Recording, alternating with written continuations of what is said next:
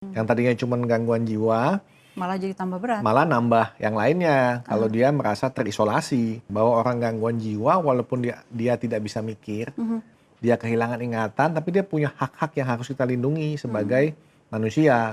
Kalau memang dia ada gangguan jiwa ya dibawa ke rumah sakit jiwa. Oke. Kalau memang dia masalah narkoba ya dibawa ke rumah sakit ketergantungan obat atau ke rumah sakit jiwa yang memberikan pelayanan ketergantungan obat. Yuk kita bersuara. Dokter Darmawan, apa kabar? Baik Mbak Indi. Ini kita sempat heboh nggak sih, dokter merasa kaget atau shock atau apa nggak ketika mendengar ada pengerangkengan yang dilakukan oleh Bupati Langkat sebelumnya? Kaget nggak? Ya, jadi memang banyak ya di WhatsApp grup gitu, Iya. di share gitu. Ya saya cukup kaget awalnya karena kok di zaman gini masih ada seperti Iya. itu gitu. Di tahun 2022 gitu. Ada yang seperti itu, dokter kaget dengernya. Iya, dan itu mulainya dari tahun 2000 berapa belas Udah lama, gitu ya kan? iya, Udah iya. cukup lama kan? Di zaman seperti ini ada yang melakukan seperti itu tanpa kejelasan gitu, tiba-tiba ditemukan aja begitu. Iya. Kalau yang masih ada setahu saya tuh, misalkan di daerah Bekasi itu ada tempat bilangnya untuk rehabilitasi orang dengan gangguan jiwa ya. Iya. Tapi juga di satu rumah gitu, nggak di kerangkeng.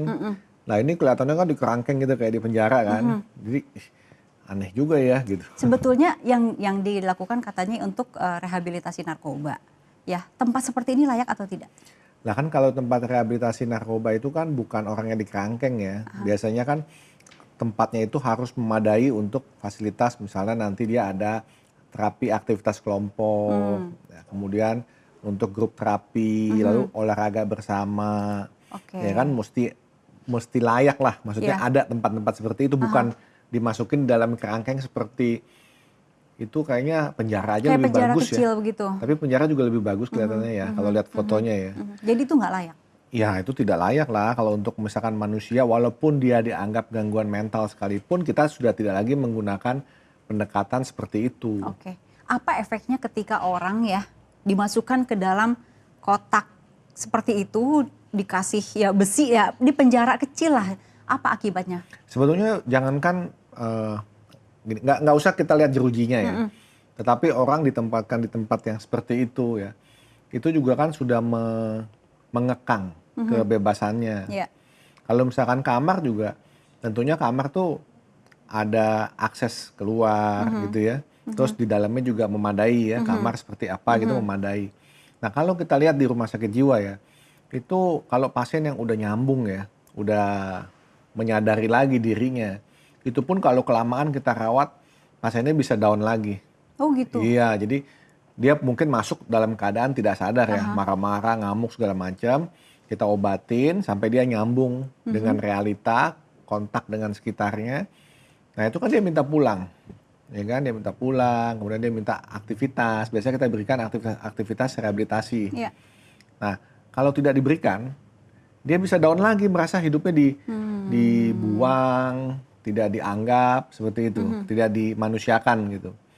Nah jadi kalau kita pakai analogi kehidupan di rumah sakit jiwa aja, itu udah menjadi sebuah trauma sendiri mungkin ya, kalau di kerangkeng seperti itu ya. Di rumah sakit jiwa aja seperti itu Iya, gitu. di rumah sakit jiwa yang sudah disetting memadai saja, kalau kelamaan kan biasa suka tuh keluarga itu nggak mau jemput-jemput, udah boleh pulang tapi keluarga Keluarganya nggak dihubungi, mau. iya dihubungi susah, nggak mau jemput gitu ya, diulur-ulur atau nggak diangkat telepon kita ya. Nah itu kan juga membuat pasiennya down lagi. Nah apalagi ini kan selama bertahun-tahun dengan situasi yang tidak nyaman seperti Iya. itu, tentunya pasti akan berdampak tuh pada Jadi malah mengalami gangguan kejiwaan yang lebih besar. iya, Bisa. bisa berdampak pada psikologisnya, jadi malah seperti tahanan kan, Oke. seperti itu. Jadi bisa masalah ke psikologisnya. Jadi selayaknya namanya tempat rehabilitasi itu harus manusiawi, mulai dari kamarnya, tempat tidurnya, tempat hidupnya, tempat aktivitasnya itu harus manusiawi seperti manusia normal biasa. Seperti dia tinggal di rumah bersama-sama. Oke. Jadi kan seperti kita manusia biasa kan. Jadi ada ruang keluarga atau ruang kumpul gitu kan. Ada halaman sedikit ya untuk dia aktivitas sama-sama. Kemudian biasa kan kalau misalkan acara-acara 17-an, di antara mereka dibikin acara 17-an gitu kan. Ada space-nya gitu. Iya.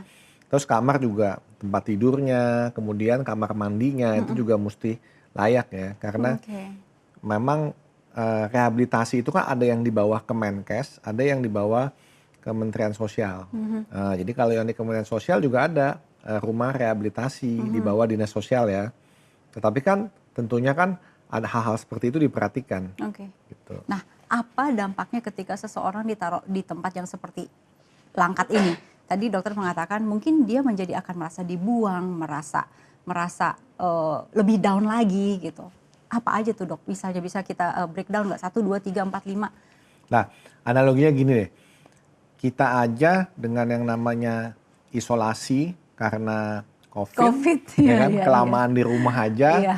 kita udah stresnya kayak Iya. gimana ya? Ada yang namanya cabin fever syndrome, ya kan? Ah. Sampai jadinya kayak orang depresi, cemas, lesu terus, nggak Padahal semangat. makanan berlimpah tuh Ya. kiriman-kiriman ya. Terus bisa nonton TV juga ya? Bisa nonton TV juga, masih bisa WA. Masih bisa WA-an, kontak dengan dunia luar, masih bisa bercanda gitu ya dengan walaupun virtual gitu kan, masih bisa meeting virtual. Itu aja gitu. down. Itu aja down. Nah kalau dalam kondisi seperti itu, tinggal di kerangkeng, Iya.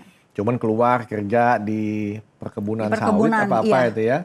Nah kemudian setiap hari kayak gitu ya, Tidak digaji, tidak ada uang saku Iya. ya kan, tidak digaji atau tidak ada uang saku. plus siksaan juga. Nah terus katanya ada yang luka-luka ya. Iya. Nah, tentunya itu kan akan lebih berat lagi. Mungkin beneran ada yang depresi, yang tadinya nggak depresi. Misal orang pakai narkoba nih, Iya. walaupun pakai narkoba itu masuk dalam diagnosis gangguan jiwa ya, gangguan mental dan perilaku akibat penggunaan zat psikoaktif ya.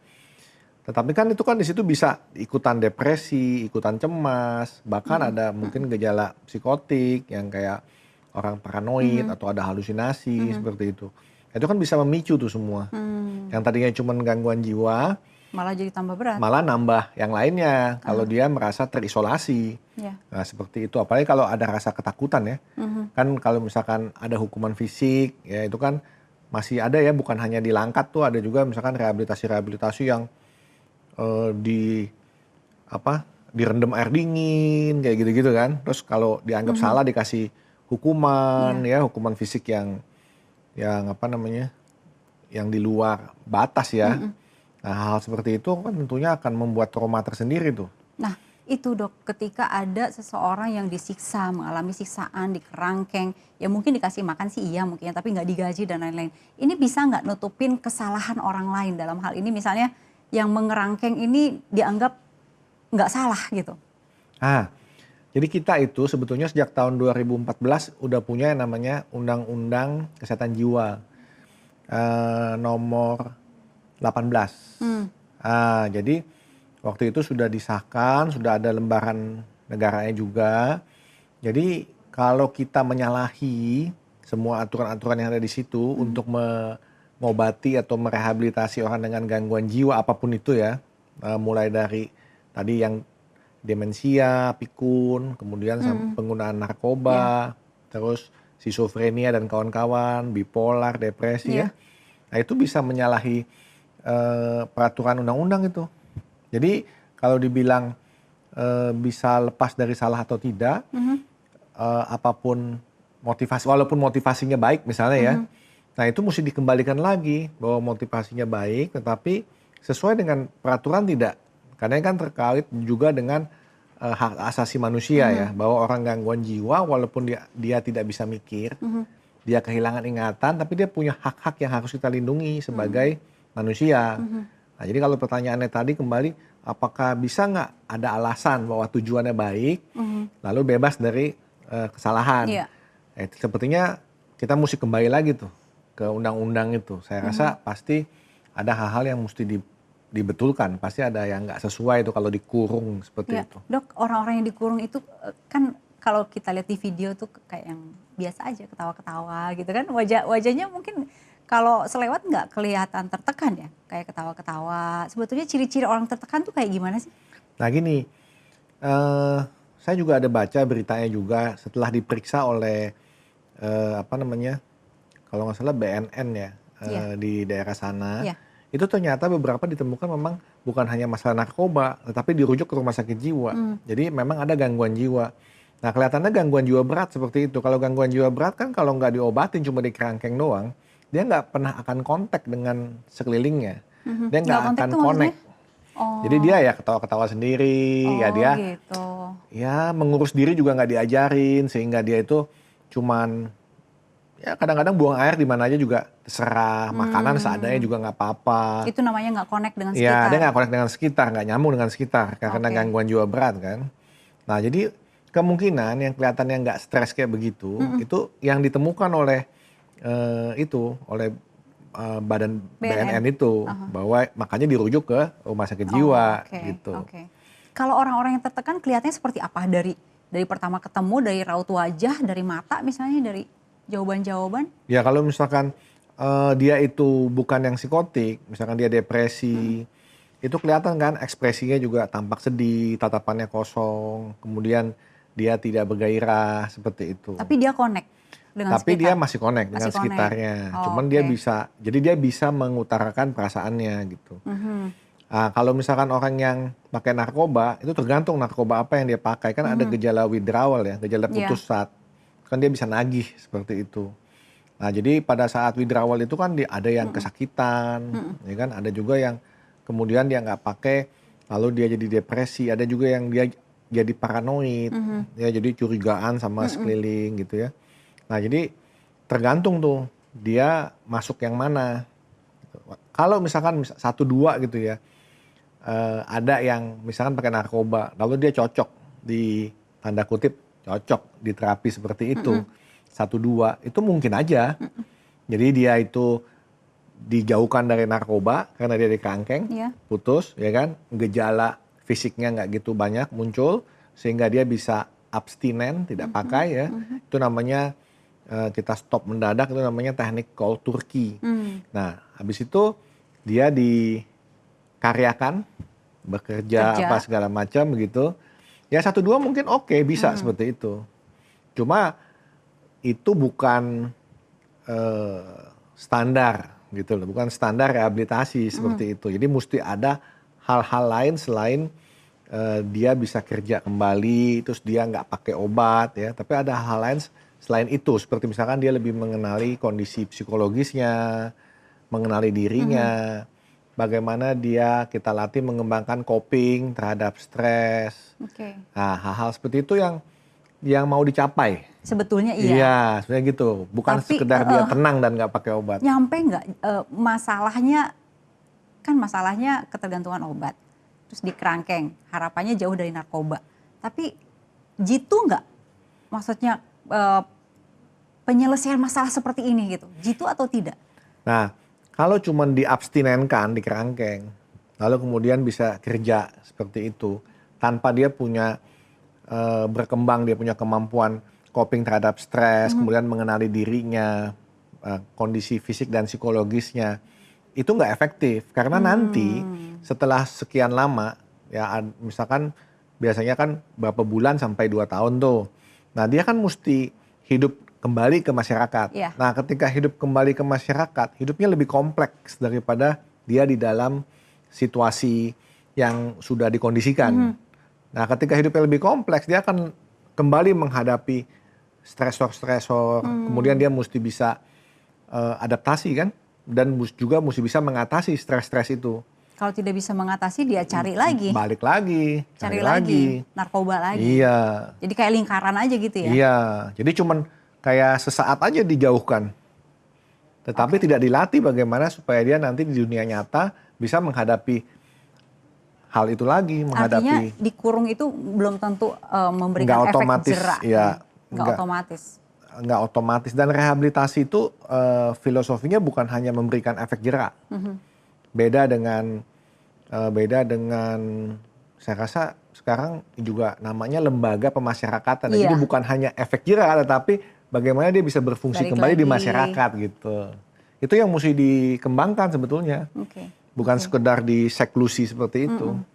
Nah kalau untuk mengobati orang yang ketergantungan nih dok, kan katanya harus direhab. Direhab itu diapain aja sih? Sebetulnya kalau yang kemarin-kemarin kan seperti yang datang ke lokasi yang tadi dokter bilang lebih di mana dia bisa beraktivitas, dia bisa olahraga gitu, dia bisa melakukan aktivitas seperti manusia biasa gitu. Yang sebetulnya yang harus dilakukan apalagi selain menjauhkan ia dari narkoba? Mengembangkan dia punya itu skill untuk menghadapi stres, skill untuk hidup. Nah itu mesti dilatih di situ. Jadi skill untuk memahami diri, psikologisnya itu mesti dilatih. Jadi memang gini ya, misalnya nih orang yang pakai kecanduan narkoba biasanya suka hidupnya nggak teratur. Nah di sana dibiasakan lagi hidup teratur sesuai dengan bangun pagi jam berapa, mesti ngapain dulu, ada schedule bagaimana umumnya kita hidup, ya kan? Ada dilatih untuk mengurus diri sendiri. Biasanya dia nggak pernah mau peduli sama diri sendiri. Sekarang dia mesti tahu kapan nanti dia mesti menyiapkan makanan, saling membantu. Kemudian dia juga mesti bisa cuci pakaiannya misalnya, atau paling nggak ngumpulin pakaiannya untuk dicucikan, misalnya terus Kayak dilatih ganti dari nol baju. lagi. Iya, kayak dilatih dari nol lagi. Itu tentunya setelah melewati fase detoksifikasi ya kalau dia pakai narkoba ya. Detoksifikasi itu maksudnya dia ini kan pakai obat. Ketika obat ini mau di stop, itu kan ada gejala putus zat. Nah di situ kita berikan dulu detoksifikasi. Nah setelah detoksifikasi, oke berhasil, berarti kan dia nggak ada keluhan fisik lagi dong, Oh, karena yang putus obat. orang-orang sebut sakau itu di Ya bagian mana? sakau itu yang detoksifikasi itu, tadi gejala putus obat. Itu parah banget orang yang. Iya, itu kan biasanya kan dia akan mengalami gejala fisik yang luar biasa tuh. Kalau dia pakai opiat kan bisa dia sakit perut, diare, sakit-sakit badan Iya, kalau di semuanya. film-film tuh sampai teriak-teriak kayak gitu. Itu Iya, bener. karena sakit-sakit badan itu bisa sampai teriak-teriak dia. Oh, oke. Gitu. Jadi itu kita atasi dulu tuh. Kalau yang pakai benzodiazepin ya, itu alkohol ya, itu malah kalau di stop mendadak itu bisa kejang-kejang dia. Oh, jadi kalau supaya nggak di stop mendadak apa? Dituruni pelan-pelan tuh. Waktu Tetap detox, dikasih? waktu detox itu kita kasih dengan dosis dituruni pelan-pelan, atau kita kasih gantinya. Gitu, gantinya itu maksudnya yang bisa mengatasi dia punya Apa gejala biasanya, Dok? sakau. Masih alkohol juga? Enggak. Biasanya kalau alkohol kita nggak kasih alkohol dikurangi. Biasanya oke. kita kasih obat-obatan yang kerjanya mirip alkohol, itu dikurangi pelan-pelan gitu. Nah kalau misalkan dia tadi karena putau, karena opiat, itu kan kita kasih obat yang mirip opiat, diturunin pelan-pelan. Seperti misalkan obat batuk tuh kodein ya kan, itu kan obat batuk ya. Tapi kita kasih turunin pelan-pelan dengan obat-obat simptomatik namanya. Obat simptomatik itu obat yang mengatasi gejala-gejala sakaunya tadi. Iya. Sakit-sakitnya, diarenya ya, sakit perutnya kayak gitu. Berapa lama sih, Dok? Detoksifikasi Dan itu? detox biasanya kurang lebih sekitar 1 minggu. 1 minggu? satu Bukannya lebih sampai- lama lagi ya? Kalau enggak. untuk yang lagi berat banget, Biasanya yang 1 sampai 2 minggu. 1 sampai 2 minggu. Iya. Itu setelah lewat udah oke, maksudnya Oke, iya. nggak tergantung lagi sama obat-obatan lagi, nggak sakau Enggak lagi istilahnya. sakau lagi. Oh iya? Iya. Kalau kita mau pakai rapid detox, kita kerjasama dengan dokter anestesi, itu bisa lebih cepat lagi, cuman berapa hari. Cuman hitungan 2 malam atau semalam itu. Itu kayak diapain? Jadi reseptor opiatnya diblok. Diblok dengan agonis opiat. Jadi mereka kita pakai obat-obatan yang dia tuh bisa mengurangi gejala sakaunya. Jadi dia nggak sakit, dan juga obat untuk dia tidak nagih gitu, nggak craving dia, nggak nyari lagi gitu. Jadi lebih cepet tuh. Cuman tentunya di ICU biasanya ya, di ruangan sendiri kalau yang rapid detox. Kalau yang opiat ya. Tapi kalau kayak amfetamin likes itu sih biasanya kita nggak lakukan rapid detox seperti itu. Itu pasiennya ditanya dulu bersedia atau tidak bersedia untuk di ICU misalnya? Atau kalau langsung rapid, aja? Kalau gini kan nanti kan ada pilihan mau detox yang seperti apa. Gitu. Iya, Oke. jadi nanti dari pilihan itu pasien dan keluarganya memilih gitu. Biasanya kalau pasien lagi kacau mah susah suruh milih, keluarganya bisa yang milih. Oh gitu ya. Ya udah langsung aja ambil keputusan dari keluarga ya. Iya, kan kalau dia lagi sakau lagi apa kan mana bisa mikir sakitan segala gitu kan. Iya kayak gitu sih Nah selama biasanya. proses itu peran orang-orang di sekitar, orang yang disayangi, dikasihi, keluarga itu penting atau enggak? Atau dijauhin dulu? Biasanya kalau dalam proses itu kalau dia dirawat inap dijauhin dulu. gitu. Nanti setelah itu kan baru masuk ke rehab tuh. Nah kalau dia masuk ke rehab berarti kan dia dikondisikan di dalam misalkan kita sebutnya therapeutic community, komunitas terapeutik ya kan dengan sesama pengguna. Nah pada saat itu mulai tuh nanti boleh dijenguk keluarga segala gitu. Memang peran keluarga juga penting ya, mesti diedukasi, dilatih, di konseling. Karena keluarga juga banyak yang trauma biasanya dengan pasien-pasien ada rasa ini. trauma juga Iya, keluarga ya? ya karena kan pasien-pasien ini kan kalau lagi sako bisa ngamuk, merusak barang segala macam. Kalau dia lagi butuh obat, dia bisa nyolong. Ya kan? Nah, nyolong demi Apapun beli pokoknya obat. dilakukan. Apapun dilakukan dan dihalalkan. Nah, itu kan mau nggak mau kan jadinya kan keluarga juga seringkali menjadinya kadang kesel, marah, sampai putus asa kan. Mereka sering begitu kan. Biasa kita edukasi bahwa ini loh, apa namanya, yang penting dia itu makin lama makin jarang kambuhnya. Jadi mengalami progres kan. Nah, jadi memang perlu kesabaran di situ. Nah, kesabaran ini kan juga ya nggak gampang ya. Keluarga juga diedukasi berarti Iya, ya, nggak cuma keluarga juga edukasi. pasiennya Iya, doang. nggak cuma pasiennya doang.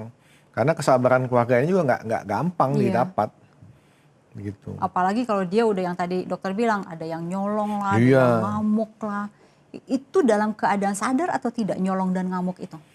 Ngamuk bisa jadi setengah-setengah sadar ya karena kan sakit segala macam ya. Lalu dia nggak bisa dapat obat Apa yang dia mau. Iya, apa yang dia mau sehingga dia marah yang luar biasa gitu ya. Jadi kalau dibilang nggak sadar ya enggak, tetap sadar, dia tahu. Jadi orang-orang ini yang pengguna narkoba kebanyakan dia tidak kehilangan kesadarannya, cuma karena begitu emosionalnya sehingga dia juga nggak bisa mengendalikan. Udahnya baru nyesel. Udahannya baru nyesel. Kadang-kadang mereka tuh tahu kalau dulu ya pakai putau itu ya, mereka datang, dok udah ketinggian nih dok, tolong dong saya di detox. Mereka tuh maksudnya si pasiennya. Oh iya, dia udah ngerasa bisa kalau udah ketinggian ya? kan dia mesti bayar lebih mahal, beli obatnya lebih banyak kan. Dia takut OD, overdosis kan. Nah dia bisa tuh tahu tuh, dok tolong dong di detox gitu. Jadi kamu mau di detox atau mau stop? Ya maunya sih kalau bisa stop dok, tapi yang penting sekarang di detox dulu deh, supaya saya nggak pakai sebanyak itu gitu ya. Ya itu juga perlu kita jelaskan ke keluarga, ya kan? Itu kan ada tahapan-tahapan itu. Itu dia masih tahapan di mana gue belum pikirin deh mau lepas atau enggak. Yang penting jangan pakai banyak-banyak dulu gitu ya kan? Soalnya duit nih. Iya.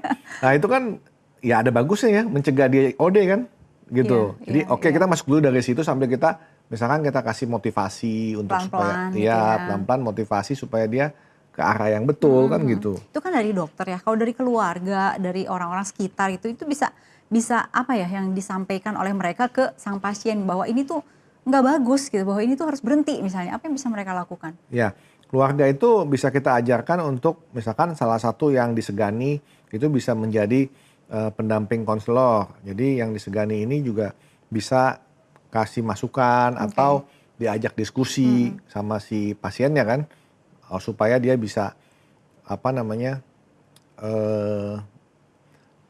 mencoba menemukan apa yang dia mau capai dalam hidup daripada diperbudak. Dia mesti seakan-akan hidupnya hanya untuk mencari uang untuk beli obat kan begitu. Iya. Nah jadi kalau pelan-pelan bisa diajak ke situ, diarahkan, dibantu ya, misalkan dibantu dengan oke, kamu bisa magang di sini sesuai dengan yang kamu passion kamu, yang kamu sukai, kamu punya skill. Itu kan juga mengangkat dia, harga dirinya dia kan. Iya. Bahwa dia punya suatu hal yang bermanfaat, yang dibutuhkan orang. Nah kalau kayak gitu, berarti kamu mesti tinggalin dong rasa enak dari obat. Hidup itu kan bukan seperti itu gitu. Itu ada pasien-pasien tuh kalau udah kebiasaan dengan rasa enak tuh di otaknya ini berubah. Settingan rasa enak tuh berubah. Misalkan kita nih, kalau kita ini yang namanya saat lagi baik-baik saja, lagi tenang gitu ya. Itu kan kita merasakan relax, damai, tapi nggak ada rasa giting. Giting tuh Giting tuh gimana? rasa kayak, kalau orang pakai napsa itu kan ada rasa kayak ngefly-nya, ada rasa semangatnya mungkin gitu ya. Oke. Kan kita biasa-biasa aja. Biasa Kita aja, bukan yang nggak semangat, tapi kita semangat melakukan apa yang kita suka. Tapi bukan yang kayak lagi bersemangat, Excited excited. banget, Nah mereka itu kalau udah kebiasaan, mereka tuh nyarinya yang begitu. Oh. Jadi kalau nggak ada rasa excited, mereka merasa bahwa gue belum normal nih. Nah itu kan salah sebetulnya. Itu yang mesti didampingi oleh keluarga juga. Bahwa kita semua merasakan kondisi normal itu nggak down, nggak pesimis, tapi juga nggak dalam keadaan excited terus. Gitu. Nah mereka mesti kembali itu karena settingan di otaknya udah berubah. Iya. Gitu. Dok, Jadi balik keluarga tuh perannya penting penting banget ya. untuk firm but reassurance. Jadi firm, tegas, tapi juga suportif gitu. Oke. Baik lagi ke Langkat nih, Dok. Ini kan orang-orang yang kemarin di Kerangkeng itu kan nggak tahu ya, ada yang merasa down kah atau ada yang merasa tidak dimanusiakan dan lain-lain. Sekarang nih, detik ini nih, apa yang harus dilakukan terhadap mereka? Nah, menurut saya kalau ya itu memang mereka itu pasien, ya, itu mesti dikembalikan lagi kepada institusinya. Institusi itu maksudnya Jadi misalnya apa? kalau memang dia ada gangguan jiwa ya dibawa ke rumah sakit jiwa. Oke. Kalau memang dia masalah narkoba ya dibawa ke rumah sakit ketergantungan obat atau ke rumah sakit jiwa yang memberikan pelayanan ketergantungan obat. Gitu. Jadi dikembalikan lagi on track. Nah, dari situ memang kita mesti mengedukasi masyarakat bahwa ada keterlibatan dari keluarga. Kalau ini ada kesan tuh keluarga juga, ya udahlah kalau lu begini titipin aja tuh, bluk. Ada di bupati juga gitu kan? Iya, jadi udah. Pokoknya tahu beres nanti setelah berapa tahun. Ya Padahal kan? nggak beres-beres Ya juga. nggak bisa begitu kan. Tetap kembali ke keluarga kan nanti kan. Nah, jadi itu juga mesti digarap tuh. Garap tuh maksudnya Diedukasi, diedukasi ya, keluarganya iya, juga. keluarganya. Jadi sebetulnya melibatkan banyak profesi ya selain dokter dalam hal ini dokter umum, dokter spesialis lain, psikiater Iya. terutama untuk masalah fungsi kerja otak ini ya. Kemudian psikolog, kemudian pekerja sosial. Jadi ada jurusan kesejahteraan sosial, Kompleks dokter banget ya, pekerja Dok, ya? sosial, social worker ya kan. Iya. Ada fisioterapisnya, ada occupational terapis, itu kompleks. Mungkin kita nggak semuanya ada, tapi beberapa poin dari profesional itu ada mestinya dalam suatu upaya rehabilitasi. Nah, kepala daerah atau siapapun lah yang melakukan hal yang seperti ini, mengerangkeng orang gitu, suruh kerja pagi sampai malam, terus plus siksaan-siksaan gitu. Itu biasanya yang dokter pernah temukan motifnya apa sih? Ah, itu saya belum pernah tahu tuh. Saya belum pernah ketemu sama ini. Gitu. Jadi jadi pastinya saya belum tahu karena belum pernah ketemu langsung. Iya. Gitu. Cuma mungkin sama seperti walaupun beliau ini kepala daerah, tapi kan persepsinya mungkin kan sama seperti masyarakat kebanyakan kan tentang apa ini ketergantungan obat, apa ini gangguan jiwa. Iya. Nah, sehingga kalau persepsinya sama, berarti kan mungkin merasa bahwa oh ya asal ini bisa dikembalikan ke bisa kerja, ya kan, dijauhkan dari nafsa, itu udah cukup gitu. Mungkin seperti itu ya. Saya nggak tahu karena kan belum. Nggak sempet, Iya, belum ini ya. Maksudnya belum pernah ketemu sama yang mungkin Iya. bukan ex bupati Langkat, tetapi mungkin Yang lain. kepala daerah yang lain gitu. Saya belum pernah ketemu. Tapi yang beberapa yang saya ketemu pejabat-pejabat itu juga memang masih banyak yang mempunyai paradigm itu gangguan jiwa ini ya sebetulnya bukan masalah kesehatan, masalah dokter gitu loh. Masalah kesehatan ini cuma masalah sosial yang harus diginiin gitu. Masalah ketergantungan obat ini cuma masalah sosial yang harus ditarik, jangan dapat obat, Iya. lalu bisa kerja lagi gitu ya. Mungkin seperti itu. Iya. Kalau yang pemuka agama malah yang religius gitu lebih ke wah ini mestinya banyak-banyak doa gitu ya. Masih seperti itu. Nah, mungkin buat orang-orang tertentu yang melihat ini pengerangkengan, ih gila tega banget, sadis banget gitu. Tidak manusiawi banget gitu. Yang mengerangkeng dengan cara seperti ini ada gangguan jiwa juga nggak, Dok? Belum tentu. Belum tentu Karena juga. kalau dia salah persepsi seperti itu kan dia sebetulnya bukan maksudnya dia ada gangguan jiwa kan. Atau indikasi atau Ya, kalau arah ke sana? kalau gangguan jiwa itu kan mesti ada distress dan disability. Nah mungkin dia distress nggak ada, tapi disability-nya kita lihat nih, apakah disability-nya itu di dirinya dia atau disability di sekitarnya dia gitu loh, disfungsi di sekitarnya dia gitu. Jadi kalau kita menentukan seseorang gangguan jiwa atau enggak, ada patokannya itu. Jadi nggak langsung bahwa dia beda dari kita, dia gangguan jiwa gitu. Tapi lain lagi ceritanya kalau misalkan ternyata ada motif mempekerjakan. Nah itu beda lagi tuh. Ini Kalau suruh motif, kerja juga kan? iya tapi kan konteksnya katanya kan untuk rehabilitasi. Rehab, ya. Tetapi kalau misalkan untuk rehabilitasi itu sebagai covernya doang, tetapi motif utamanya adalah mempekerjakan, nah ini perlu didalami lebih lanjut. Oke. Itu urusan dari penegak hukum ya?